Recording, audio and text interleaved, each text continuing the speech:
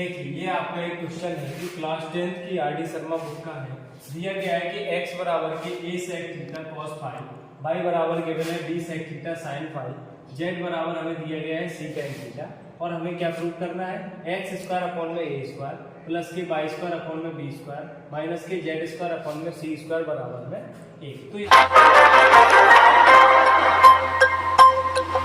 तो यहाँ जो वैल्यू हमें गिवन दी गई है x की और प्रूफ वाली जो वैल्यू है उनमें सब में उनका स्क्वायर किया गया। तो सबसे पहले हम x बराबर जो दिया गया है a sec थीटा इनटू में cos फाई, तो सबसे पहले इन दोनों का क्या करेंगे स्क्वायरिंग बोथ साइड्स, ठीक है ना।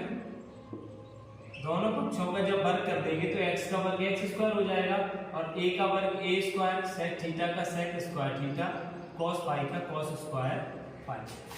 इसी प्रकार y की जब वैल्यू दी गई है जो b sec थीटा इनटू में sin फाई, तो इसमें भी हम क्या करेंगे स्क्वायरिंग बोथ साइड, क्योंकि हमें y स्क्वायर की वैल्यू फाइंड करनी है। तो y स्क्वायर की वैल्यू निकालने के लिए हम स्क्वायर कर देंगे तो ये हो जाएगा y square is equal to b का वर्ग b स्क्वायर sec थीटा का sec स्क्वायर थीटा इनटू में sin फाई का sin स्क्वायर फाई। इसी प्रकार z बराबर गिवन है c tan थीटा, तो इसका भी क्या करेंगे स्क्वायरिंग बोथ साइड्स, दोनों पक्षों का वर्ग कर देंगे। तो z का वर्ग हो जाएगा z स्क्वायर, c का वर्ग c स्क्वायर, tan थीटा का tan स्क्वायर थीटा। अब जो पोर्शन हमें सिद्ध करना है कि x स्क्वायर अपॉन में a स्क्वायर प्लस के y स्क्वायर अपॉन में b स्क्वायर माइनस के z स्क्वायर अपॉन में c square is equals to 1। इसका हम LHS जब लेंगे तो x स्क्वायर की वैल्यू जो हमने अभी निकाली है उसको लिखेंगे a square sec square theta into में cos स्क्वायर फाई अपॉन में क्या है a का स्क्वायर।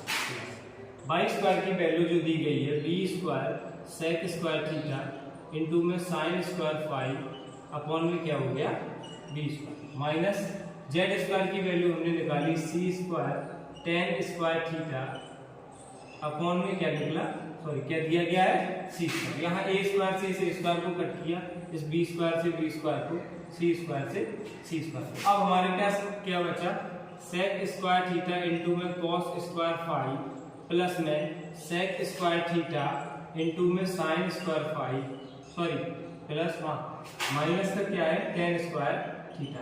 इन दोनों पोर्शन में से हमें कुछ कॉमन दिख रहा है तो सेम चीजें sec स्क्वायर थीटा, तो इन दोनों में से हम sec स्क्वायर थीटा को क्या करेंगे कॉमन ले लेंगे। इस साइड मेरे पास क्या बचा cos स्क्वायर फाई प्लस इस साइड क्या बचा sin स्क्वायर फाई माइनस में क्या है tan स्क्वायर थीटा।